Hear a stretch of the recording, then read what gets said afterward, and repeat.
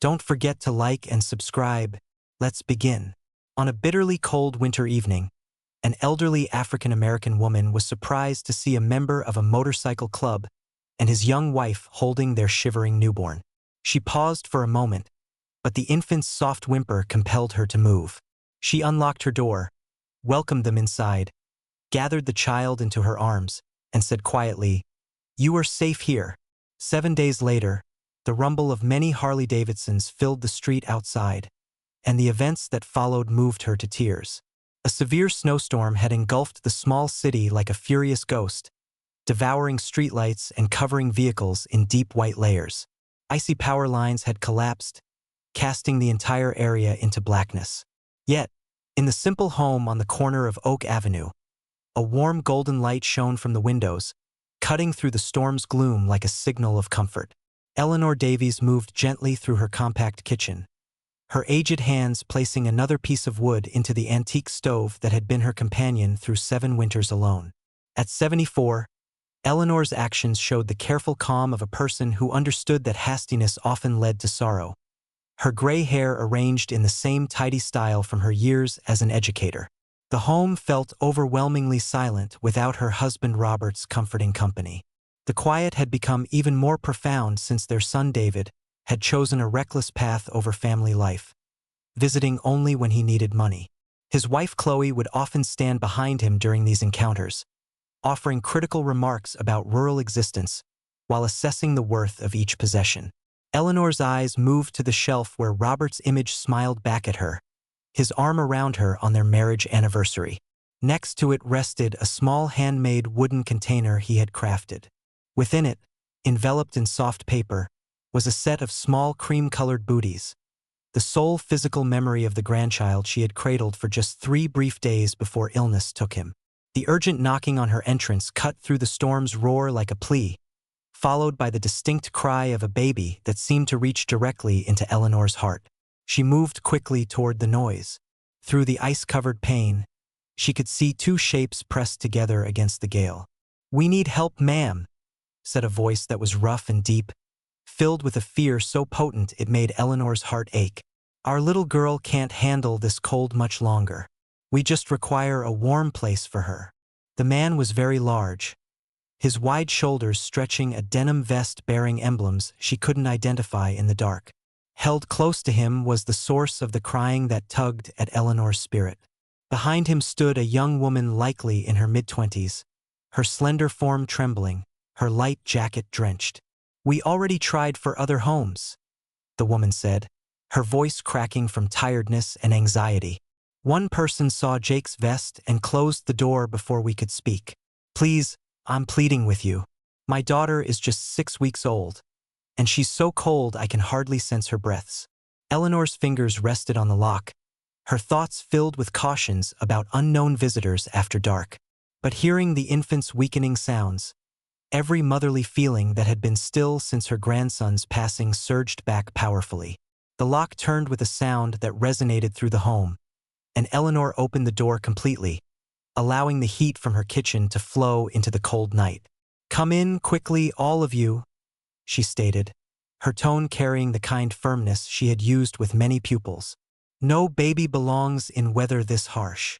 The man entered first, promptly uncovering the blankets wrapped around the infant. "We are so grateful, ma'am. I'm Jake Peterson. This is my wife, Sophia, and our girl, Emma. We were returning from a bike meet when this blizzard surprised us." Sophia entered after him, her teeth rattling intensely, but her look remained fixed on the baby as Jake passed her to Eleanor's open arms. Eleanor held little Emma to her chest, sensing the child's small body slowly cease shivering as the warmth entered her. "Dear little one," she whispered, naturally starting the gentle rocking that felt as innate as her own breath. "You are protected now, sweet child." As Sophia moved near the wood stove, Eleanor started the familiar routine of looking after others. She warmed water, making a bottle with formula she kept for visits from families at her place of worship. "Most individuals see Jake's vest, notice those motorcycle club patches, and think we are problems," Sophia mentioned, taking the hot drink Eleanor gave her. "They don't realize he is the most caring man I've known." that he works long hours at the auto shop to provide for us. Eleanor sat in her preferred rocking chair, adjusting her grip on Emma to feed her while keeping her cozy. Individuals judge too rapidly based on looks, she said gently. They notice denim and ink and believe they understand a person's entire history, but they overlook the affection in a dad's gaze when he is safeguarding his child. As Eleanor looked down at Emma's small face, seeing the baby's eyelids become heavy with ease, she sensed a change deep within herself, like a door locked for 7 years slowly opening. The baby's look reminded her strongly of her grandson. "I had a grandson once," Eleanor heard herself say, her tone soft. "He was the most lovely infant with eyes just like your Emma's. I only had him for 3 days before fever took him. I couldn't rescue my grandson, but I can ensure your little girl remains warm and secure tonight. Occasionally life offers us new opportunities to help the children who require us." Sophia reached for Eleanor's hand, her fingers icy. "You didn't have to do this," she expressed, her voice faltering. "But you did. I don't even know how to thank you." Eleanor smiled slightly, moving a damp curl from the baby's brow. "No thanks needed. Just keep her safe." The fire crackled, filling the space with a constant, living light. Eleanor leaned back, holding the baby to her chest, and for a second, the years seemed to overlap. Outside the blizzard continued, but inside the heat remained. The storm had ended by sunrise, leaving the small city hidden under a thick cover of snow. Weak sunlight came through the frost on Eleanor's window, creating a thin golden line on the warm wooden floor. Jake was first to wake, stretching his tall form from the seat where he had stayed awake. Sophia lay on the sofa with the baby against her, the wool wrap still snug around the child. They collected their few items with slow movements, often looking out at the brilliant white world outside. The snow was deep against the steps, shining under the faint light. As they stepped out, the morning silence was broken only by the sound of boots on snow. Jake stopped in the snow, his breath visible, then walked back to Eleanor, his hand, still rough from the cold, firmly holding hers. "Most of this city closed their doors on us," he said quietly, his voice filled with both appreciation and shock. "But you opened yours. We don't forget that. I will return for you. That is a vow." Sophia came forward, taking a small woven band from her coat pocket. "I made this for her," she expressed, looking at the baby. "But I wish you to have it." Eleanor put it over her wrist, the colors vivid against her dark skin. She observed as they walked down the road, their forms getting smaller against the endless white until the snow and light hid them from view. "Mrs. Davies," Jake said as he reached her front steps, "we wanted to visit you properly to explain some things that might help you understand why what you did meant so much to us." Eleanor opened her door wide, welcoming them into her kitchen with busy hospitality. As Sophia settled Emma into the old high chair that had been unused since David was small, Eleanor noticed how much the baby had grown in just 7 days, her cheeks rounder and eyes brighter with alert interest. Jake cleared his throat and reached into his shirt pocket, taking out a small white envelope. "Before we say anything else, I need to explain something about who we really are," he started. "Our motorcycle club isn't what most people think we are, at least not our group.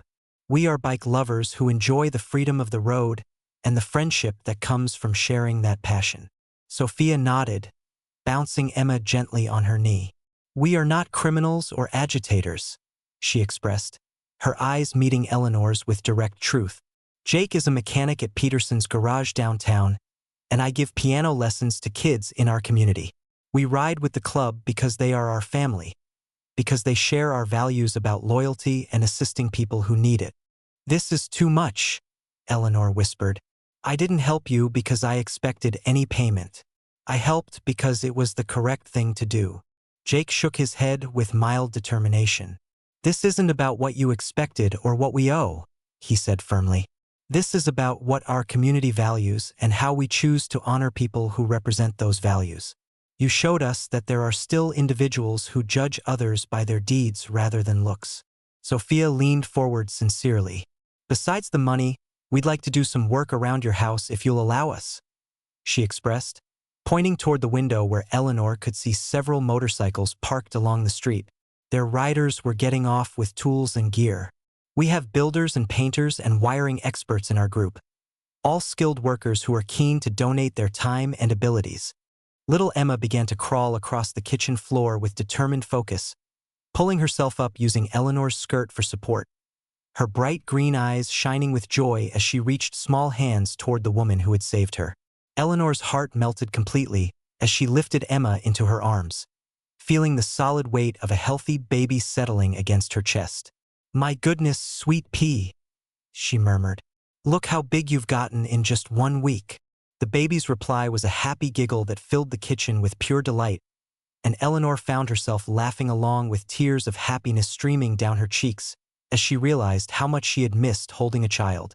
3 days later, Eleanor stood in the lobby of Horizon Children's Home with 2 large shopping bags and a heart full of intention. The orphanage was located on the edges of the city, a faded structure housing many children with limited funds.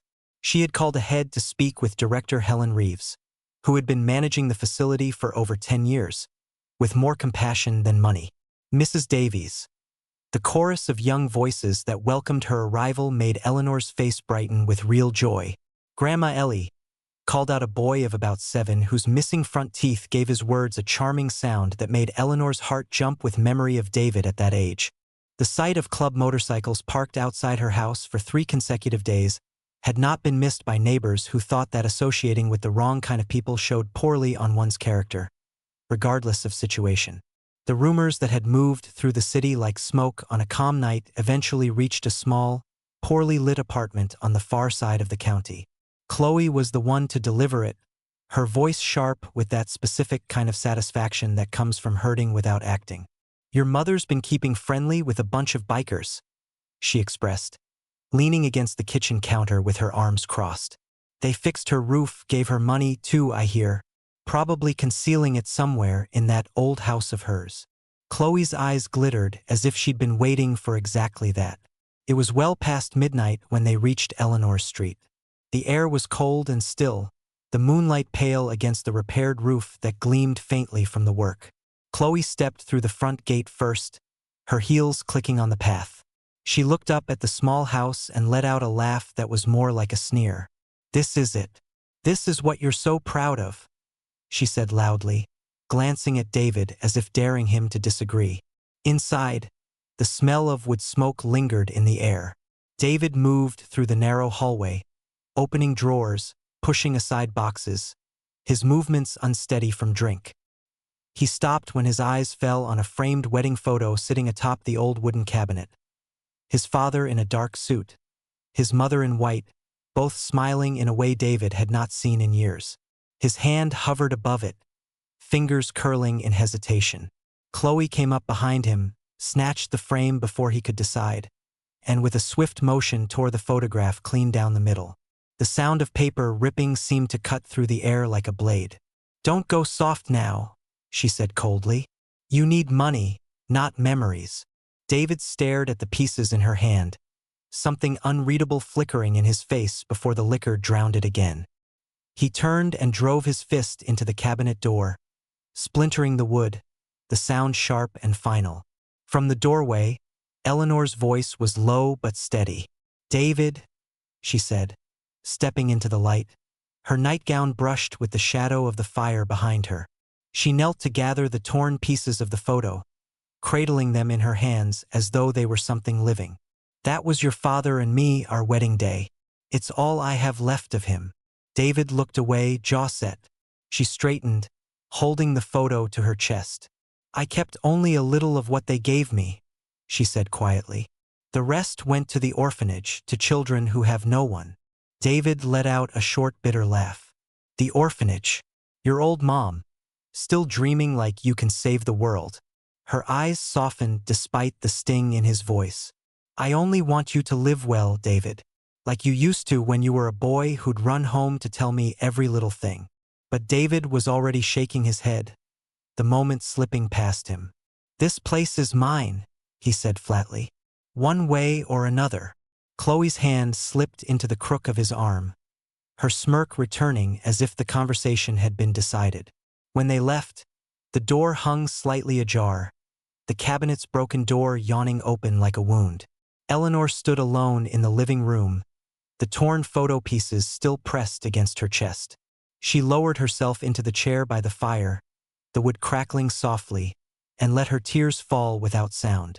In the dim light, her fingers traced the faces in the photograph, lingering on Robert's eyes before moving to the boy David had once been. Her voice trembled in the quiet. "I sold everything I had to raise you," she whispered, "and now you stand here a stranger." She opened the door before they knocked, and the smell of cinnamon and sugar came in with the cold air. Jake grinned slightly, setting the box on her table. "We were nearby," he said, "and figured we owed you another visit." Eleanor smiled, about to offer them coffee when a crash echoed from the living room. Jake's expression changed instantly. They stepped into the room to see David tossing books onto the floor, Chloe kneeling by the old cabinet and yanking out drawers.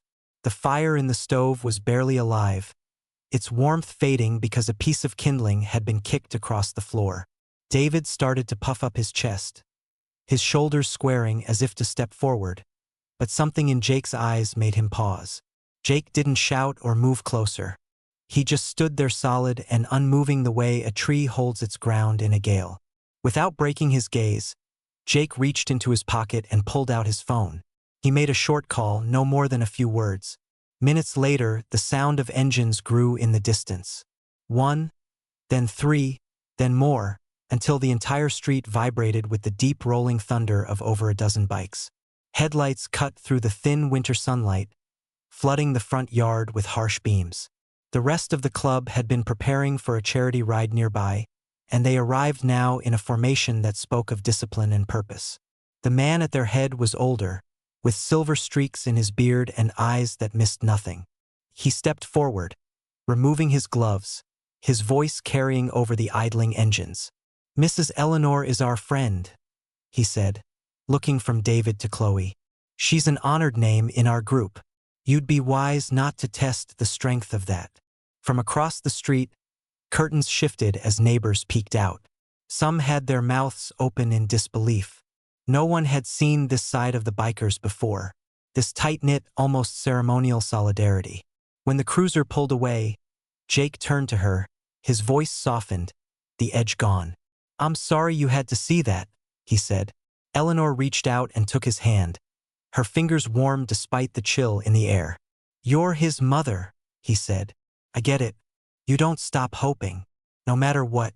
The men outside began to shut off their engines, the sudden quiet settling over the house like a blanket.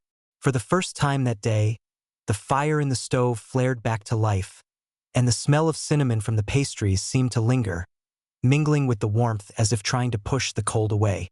At one point, Jake set down his spoon and reached across the table, taking Eleanor's hand in both of his. His voice was steady, but his eyes held a weight she hadn't seen before. "That night," he began, "when the whole city turned away from us, you opened your door. You didn't ask who we were or what trouble we might bring.